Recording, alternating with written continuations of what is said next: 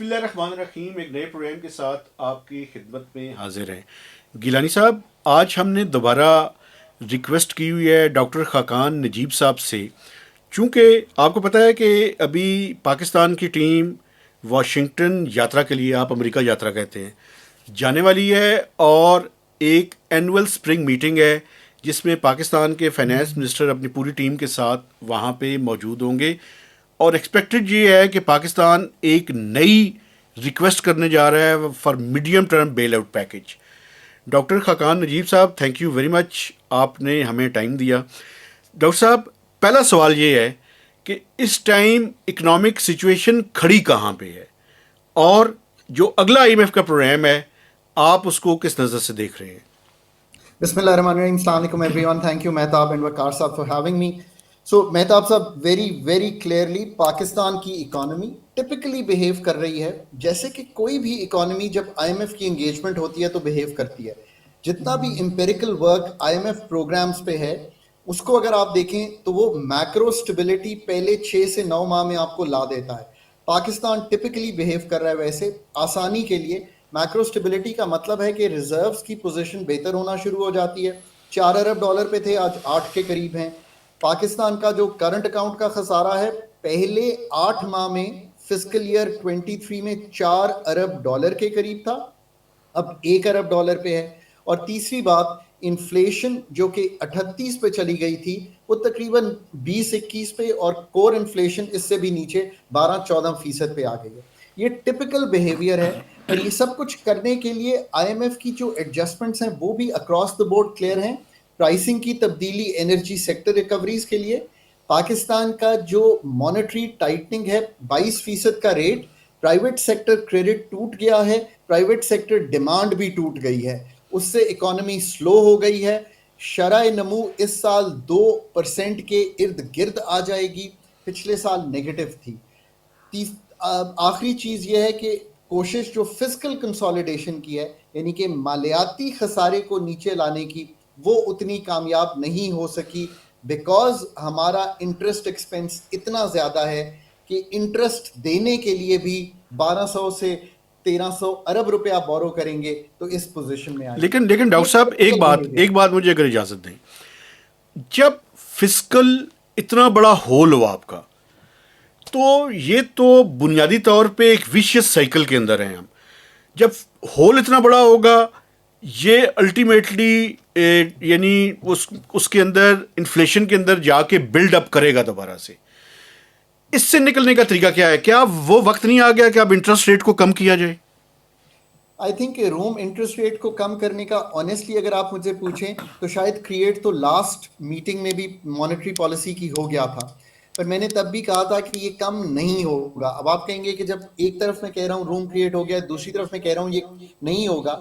इसकी बड़ी वजह ये थी कि अगर तो हम स्टेट बैंक की हद तक या किसी भी सेंट्रल बैंक की हद तक रहते तो शायद हो सकता था।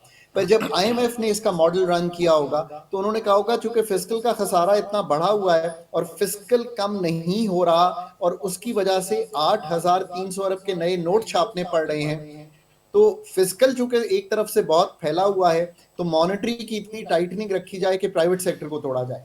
सो बिल्कुल, इसलिए अब मेरा ख्याल है कि 29 अप्रैल को जो मीटिंग होने जा रही है, एक क्लियरली 100 से 200 पॉइंट बीपीएस का जो रेट कमी की तरफ आपको दिखाई मैक्रो मॉडल में ध्यान देकर अगर आप चलेंगे तो देना चाहिए।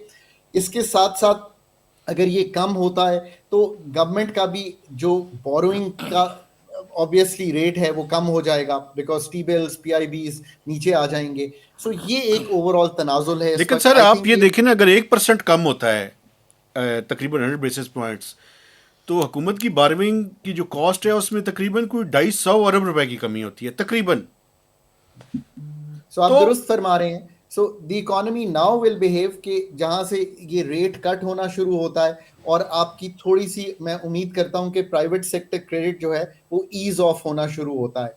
पर ये अब सब डिपेंड करेगा कि दो चीजें जो बहुत इंपॉर्टेंट हैं। आईएमएफ के साथ अगली एंगेजमेंट तो है ही है, पर उससे ज्यादा इंपॉर्टेंट, अब आप कहेंगे आप ये कैसी बात करें, आप बजट कैसा देंगे विल डिटरमिन नॉट ओनली कि आप मुकामी तौर पे एक्सपेंडिचर और टैक्स के गैप को कैसे संभाल रहे हैं, पर आप आईएमएफ को भी क्या सिग्नल कर रहे हैं कि आप कितना रिफॉर्म करने के लिए तैयार हैं, both on the tax side as well as on the expenditure अच्छा साइड? सर, और अब इस पे आ जाते हैं कि वो कौन सी रिफॉर्म्स हैं, क्योंकि आप नहीं समझते कि अगले जो 3 साल का प्रोग्राम है सर, वो डिटरमिन करेगा। मैं तो कहता हूं इस हुकूमत का फेट भी ये प्रोग्राम डिटरमिन करने जाएगा, क्योंकि उसकी तो वजह दो ये है कि अगर एक प्रोग्राम ऐसा हमने साइन कर लिया जैसा कि पिछला किया था, ईएफएफ की मैं बात कर रहा हूं, फ्रंट लोडेड जो अगर हुआ, तो उसमें तो पोलिटिकल अपीवल भी होगी और शायद मुश्किल हो उसको इम्प्लीमेंट करना भी।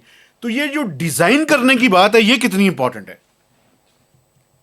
मैंने हर कंट्री अथॉरिटी को यही हमेशा कहा है, इंक्लूडिंग पाकिस्तान, कि आप पहले अपना प्रोग्राम के खदोखाल अपने माइंड में बना लें कि what do you want to achieve at the end of the वो। और आज हम बहुत ही इम्पोर्टेंट ये बात करेंगे कि अगर 3 साल का आपका मैक्रो फ्रेमवर्क आपके पास हो तो आपको मालूम होगा कि इकोनॉमी कैसे बिहेव करेगी आफ्टर 3 इयर्स। सो शायद आप हैरान हो जाएंगे कि चीज़ें शायद उतनी कंफर्टेबल फिर भी ना हो पाए even after going through an fund program. So आपको फंड प्लस समथिंग एल्स करना पड़ेगा अगर आप वाकई चाहते हैं कि एंड ऑफ द प्रोग्राम आप इस पोजीशन में हो मेहताब साहब कि आप कह सकें कि प्रोग्राम भी कर लिया, रिजर्व्स का बिल्डअप भी हो गया, प्लस आप इस पोजीशन में आ रहे हैं कि अब निकल भी सकते हैं जो आईएमएफ की इंजेक्शन या सपोर्ट ऑफ द ड्रिप है। सो ये है सबसे इंपॉर्टेंट पार्ट। आईएमएफ ने तो आपको बता दिया है कि उनका प्रोग्राम क्या है, अब आपने बताना है कि आपका प्रोग्राम जो है वो किस चीज पर मुहित है। देखिए आईएमएफ की तो अप्रोच सादी है, आप अपने पब्लिक फाइनेंसेस को स्ट्रेंथन करें, जिसका मतलब है कि नई टैक्सेशन, और आप लाएं कौन सा आप एक्सपेंडिचर को संभालना चाहते हैं। नंबर टू, जो एनर्जी सेक्टर की वाइबिलिटी है, प्राइसिंग की तब्दीली उसी तरह होती रहेगी क्योंकि प्राइस पास थ्रूज तो करने हैं। अब आप बताइए कि क्या आप एनर्जी की कॉस्ट को नीचे लाने के लिए करना चाहते हैं। नंबर थ्री, इन्फ्लेशन टारगेटिंग, सब जो आपका स्टेट बैंक है वो किस तरह बिहेव करेगा ऑन द मॉनेटरी टाइटनिंग रहेगी। ये इतनी ईजिंग अभी भी नहीं होगी क्योंकि अगले साल की भी जो प्रोजेक्शन है वो भी जो आईएमएफ कर रहा है वो ऐसी नहीं है कि इन्फ्लेशन एकदम नीचे आ जाएगी। अगर आप इन्फ्लेशन की उनके फिगर्स देखेंगे तो आपको एहसास होगा कि 15 से 17% एवरेज नेक्स्ट ईयर की बात हो रही है। सो बहुत ज्यादा मॉनेटरी ईजिंग की बात वो अब भी नहीं कर रहा। सो वो ये कह रहा है कि ये रहेगी। और इसी तरह एक्सटर्नल सेक्टर को बैलेंस करना, चूंकि इंपोर्ट्स पे कदगन लग जाती है ऑटोमेटिकली, जब आपका इंटरेस्ट रेट ज्यादा होता है तो इंपोर्ट भी टूट जाती है, करंट अकाउंट भी संभल जाता है, तो इसी तरह उसको चलाना है। और जितना भी हमारा ये है एक्सचेंज रेट, इसको फ्लेक्सिबल रखना है ताकि इंपोर्ट संभली रहे। और आखिर में वो ये कह रहा है कि आप बताइए कि आप अपने एसओईज को आगे कैसे लेके चलना चाहते हैं। ये लार्जली है फ्रेमवर्क मेहताब साहब जो आपको आईएमएफ इस वक्त दे रहा है फॉर अ न्यू प्रोग्राम। अब आप पे डिपेंडेंट है कि क्या आप इससे कोई बेहतर फ्रेमवर्क सामने रख सकते हैं। इसमें कहीं ये बात नहीं हुई कि अच्छा, अगर लेट से कि ये फ्रेमवर्क पे अमल कर लेता है तो हम आज पहली दफा, आई डोंट थिंक किसी ने ये बात की है। क्या ट्रैजेक्टरी है इस फ्रेमवर्क में, हम ये बात कर लेते हैं। 29 पिछले साल इन्फ्लेशन, 26 इस साल, 15 अगले साल, 11.5 उससे अगले साल, चले मैं 26 से आगे नहीं भी जाता। ये है इस वक्त जो प्रोजेक्शन सामने आई हुई है। आगे चलिए, इससे ज्यादा जरूरी प्रोजेक्शन जो सामने आ रही है वो ये है कि इस साल 2% के इर्द गिर्द ग्रोथ, अगले साल 2.5-3, उससे अगले साल 3-3.5। अब आप मुझे खुद बता दीजिए ना, -0.5 से 3-3.5 तक का सफर FY26 तक आप लेके जाते हैं। सो स्टार्ट थिंकिंग कि is this enough for Pakistan economy. इससे ज्यादा इंपॉर्टेंट बात, आपका जो इन्वेस्टमेंट टू जीडीपी है, मैं तो आप किसी मुल्क ने, India, Bangladesh, east Asia, China, 30% से कम अपनी, जिसको हम ग्रॉस कैपिटल फॉर्मेशन या आसान लफ्जों में इन्वेस्टमेंट टू जीडीपी कहते हैं, नहीं रखा अपनी ग्रोथ को मेंटेन करने के लिए। पाकिस्तान को भी यही चाहिए। आईएमएफ की प्रोजेक्शन ये है कि इस वक्त 13.6% है जो साल क्लोज किए हुए आ रहे हैं, ये तो हमने उनको दिया। वो समझते हैं कि मैक्सिमम 15% तक चला जाएगा। सो स्टार्ट थिंकिंग, ये मैंने फिगर्स आज पहली दफा इसलिए गुफ्तगू शुरू की है आपके प्रोग्राम से because you are a more technical program rather than a TV program. इसी तरह सेविंग्स रेट में भी कोई खातिर खा तब्दीली नहीं है। जो सबसे बड़ा फिस्कल है उसमें 8% के करीब इस साल पे अब जाने का इम्कान पैदा हो सबसे गया बड़ा है। एब्सोल्यूट नंबर होगा पाकिस्तान की हिस्ट्री का सर। दुरुस्त। पर मेहताब भाई, इससे बड़ा एब्सोल्यूट नंबर अगले साल का है। 9,077 अरब तो आईएमएफ अब कह रहा है आपको।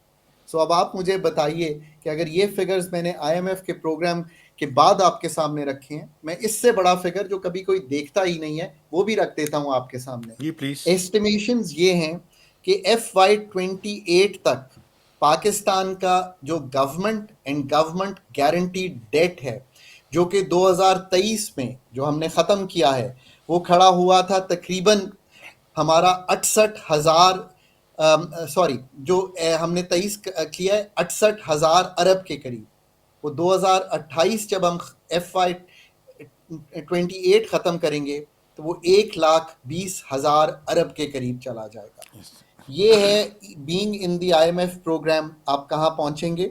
रिजर्व्स 3 महीने की इंपोर्ट्स तक जाने की उम्मीद की जा सकती है करीब करीब, वो भी अभी पूरे नहीं है। सो यहाँ पे आपकी बात बहुत इंपॉर्टेंट हो गई है मेहताब साहब, कि ये देखते हुए अगर मैं मिनिस्ट्री ऑफ फाइनेंस को एडवाइस कर रहा होता तो मैं कहता गो थ्रू दीज फिगर्स। आपको एहसास होना शुरू हो जाएगा कि you need to put your home grown plan. और पहला जुज उसका ये होगा कि ये 3-3.5% की ग्रोथ और एंड ईयर में जाके 5% की ग्रोथ शायद एक्सेप्टेबल नहीं है।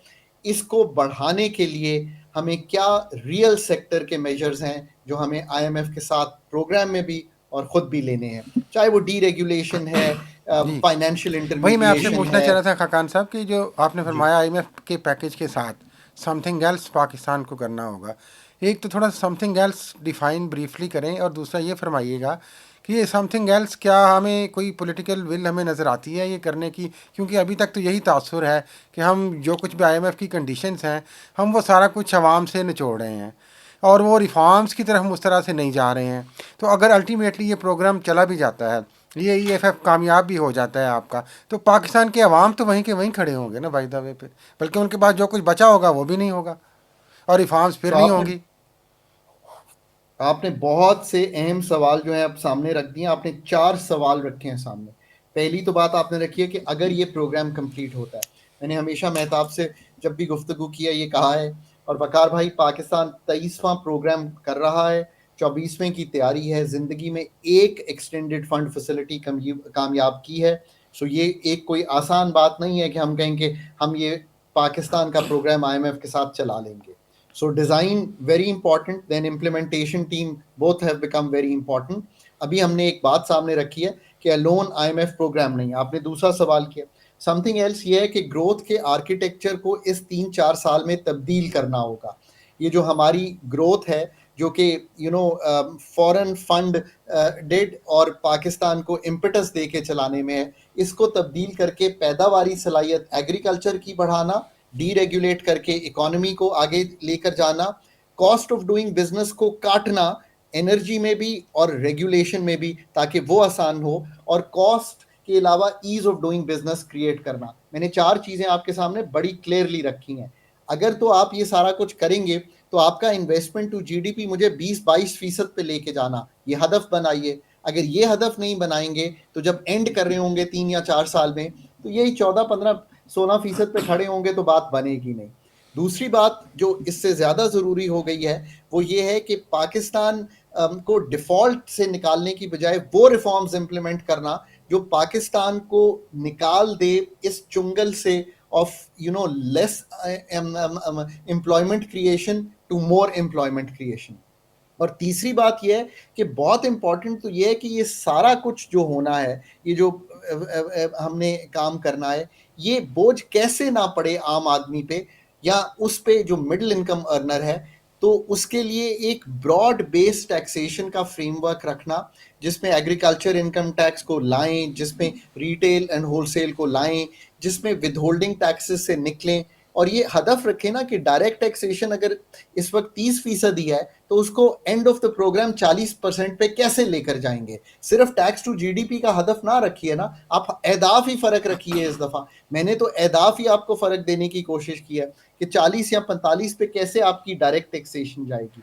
फिर ऑब्वियसली सोशल सेक्टर स्पेंडिंग को इंक्रीज करें, और इंक्रीज इस तरह करें कि जो वफाक दे रही है वो तो दे ही रही है, प्रोविंसेस से ये सरप्लस वगैरह निकालें अपने बजट से, उनको कहें जो चीजें आपकी हैं आप उसका अपना हिस्सा लें। ये लोग ऐसे ही कंफ्यूज करते हैं कि एनएफसी को चेंज, कोई एनएफसी को तब्दील ना करें, जो उनके सब्जेक्ट है उनको दें, उसकी स्पेंडिंग भी उनको दें, both development and on the current side, तो आप इस चीजें से निकलना शुरू हो जाएंगे। एंड फिर ऑब्वियसली जो लॉन्गर टर्म बेसिस है, मैं इसको लॉन्गर टर्म इसलिए कहता हूँ, ये चीजें हैं 3 साल की। लॉन्गर टर्म तो ऑफ कोर्स ये है कि कॉस्ट ऑफ डूइंग बिजनेस में जो सबसे बड़ा एनर्जी और एसओईज का कंपोनेंट है, यानी कि 4 कंपोनेंट्स हैं गवर्नमेंट जो भारी पड़ रही है। एक रेगुलेशन, एक जो हम पॉलिसी फ्रेमवर्क, ये 2 की मैंने बात की जो पहले ठीक करने हैं। फिर पाकिस्तान के ऑपरेशंस भी आपके पास हैं सारे 22, तो आपके पास पावर सेक्टर कंपनीज हैं हजूर।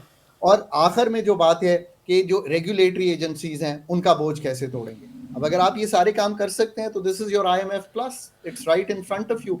मैं मॉनेटरी की गुफ्तगू इसलिए नहीं करता कि मैं उसका इतना एक्सपर्ट नहीं हूं, पर मैंने एक आर्टिकल पूरा लिखा है कि सेंट्रल बैंक को रिव्यू कैसे करते हैं। आप अपने सेंट्रल बैंक को पहले उस पर रिव्यू करवाइए और देखिए कि उसमें क्या कबाहत है। और सबसे बड़ी कबाहत मैं आपके सामने रख देता हूं, जो इस वक्त फेडरल रिजर्व है उसका डुअल मैंडेट है। उसका मैंडेट है कि एक फुल एम्प्लॉयमेंट पे मुल्क को रखना और एक इन्फ्लेशन टारगेटिंग करना। आपने अपने मैंडेट को बहुत छोटा कर दिया है और सिर्फ उसको ले आए हैं आप कि वो इन्फ्लेशन सिर्फ करेगा। टारगेटिंग के ऊपर। सो ये डॉक्टर है साहब, ओवरऑल तनाजुर। डॉक्टर साहब, एक आपसे इजाज़त लेनी है, चूँकि हम सेकंड सेगमेंट में जो पाकिस्तान का पावर सेक्टर है और जो IMF के प्रोग्राम पे एक दो मज़ीद सवालात हैं वो आपके सामने रखेंगे। मैं देखने वालों से गुजारिश करूँगा कि स्टे ट्यून्ड। हमने जो सेकंड सेगमेंट है उसमें बड़ी ही इम्पॉर्टेंट इश्यूज़ के ऊपर डॉक्टर खाकान नजीब साहब से बात करनी है। तो अगले सेगमेंट तक इजाज़त दीजिए। अल्लाह हाफिज़।